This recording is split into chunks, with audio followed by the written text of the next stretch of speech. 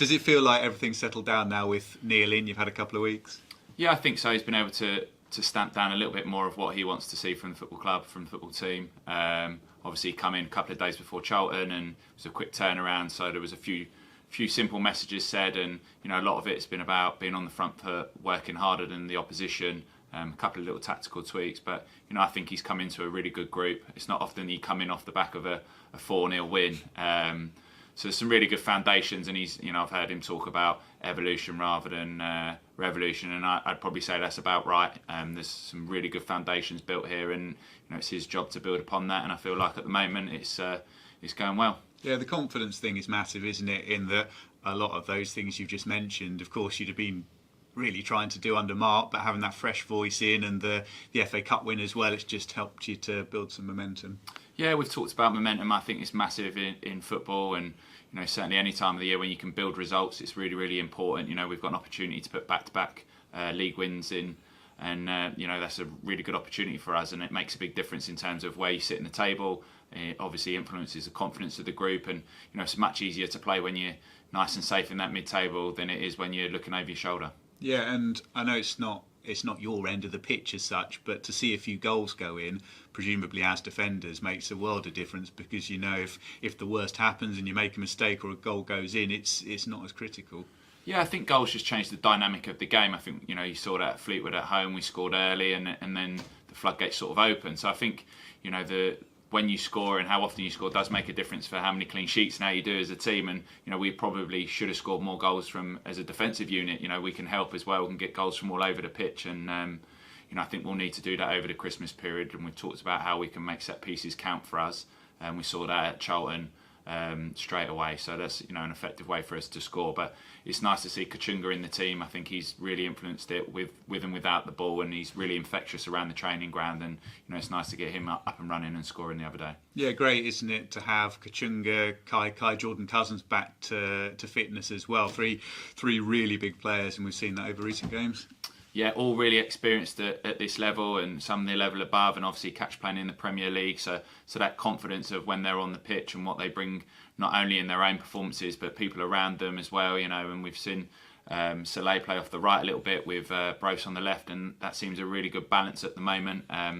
But there's people chomping at the bit to take their place and get their opportunity, and that's what you want to create. A really good working atmosphere where everybody's pushing each other, and I think we've got that at the moment. Yeah, aside from Fajiri, obviously, with his long-term one, and Harrison's working his way back, but probably at this point you've got more options available than at any other stage during the season. Yeah, and I think the manager's talked about it where everybody's going to be needed. Okay, you might not be starting the game, but we're going to need you during the game. I think Charlton is a good example. George Thomas, Jack coming on and making a real difference.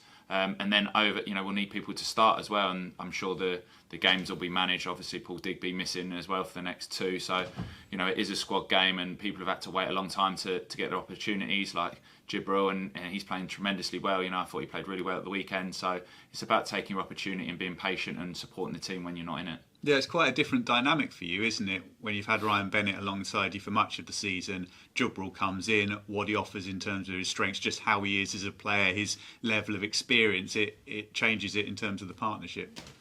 Yeah, to be fair, it's probably more weird playing with Ryan, with somebody so experienced, than getting used to that. Because before that, when I was at Reading, we had two young centre-halves that were coming through in Tom McIntyre and Tom Holmes, so I was often playing alongside them.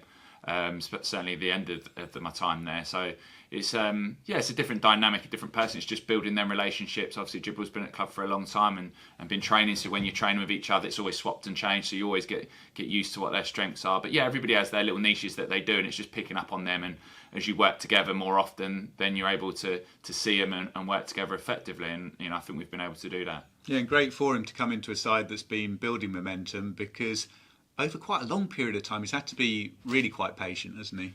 Yeah, it's really difficult, when you say about people being out of the team and there to support the others and waiting for opportunity. I've been there. It's very, very difficult. It's hard, and you're waiting, and you can't quite see where your opportunity is going to come from, and then before you know it, you're in, and it's on you to get to that level of performance. And he's done that so far. It's about being consistent and keep doing it, and it's the same for all of us. We all know that if you put a bad run together, individually, then that can cause you to come out of the team, and that's the nature of a squad, the nature of football. Yeah, it's one of the madder elements of football, really, that at certain points, and I guess you've had this during your career, you can feel a mile away from getting in the team, and then literally over the course of a game, things can change, injuries, whatever it might be, and it all turns around. Yeah, I've been in it where I think, oh, I've just nipped in front of that other centre half, and then you have a bad game, and then you're back in the back of the line again. So yeah, it can happen, and certainly when you're a defender, I see it as sort of trying to build credits. As many games as you can do, it gives you an extra chance of when eventually it is your fault for one of the goals, you get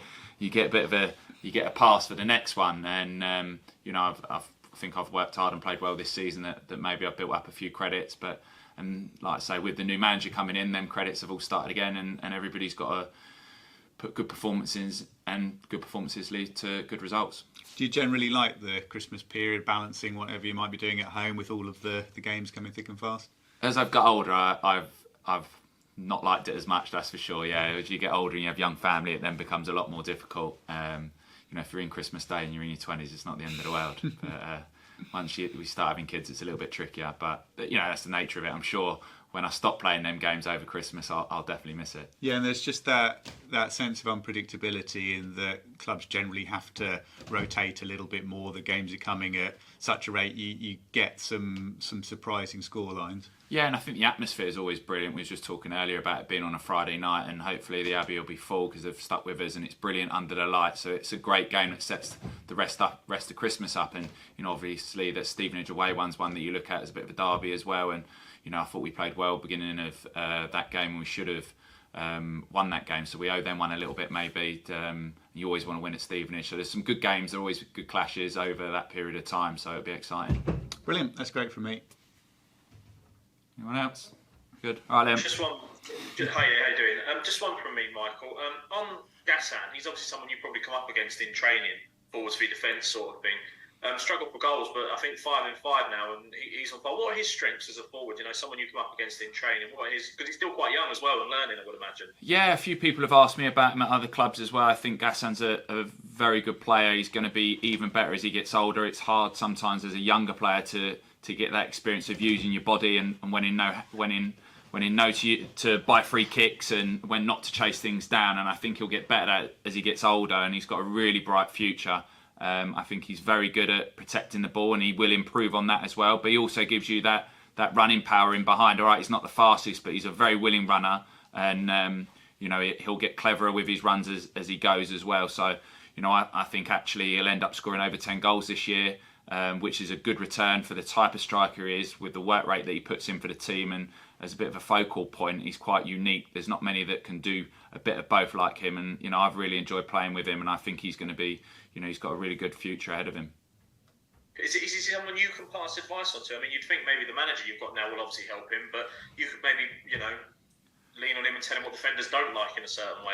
Yeah, I think Neil being in, having done it himself and played and been, a striker himself, obviously he'll have that rapport. And certainly for me, when I'm marketing him, sometimes when you're marketing him in training, you can tell him, listen, you might want to be more side on for that one because you're in front of the ball. And, a few little bits that I don't like playing against, I can help him and give him that advice. And I think that's, something as a senior player you try and do. And he's quite receptive to that. He really works hard, wants to improve. So I found him really receptive to wanting to get better. And yeah, I've given him a little bit of advice in some bits in helping him with his game.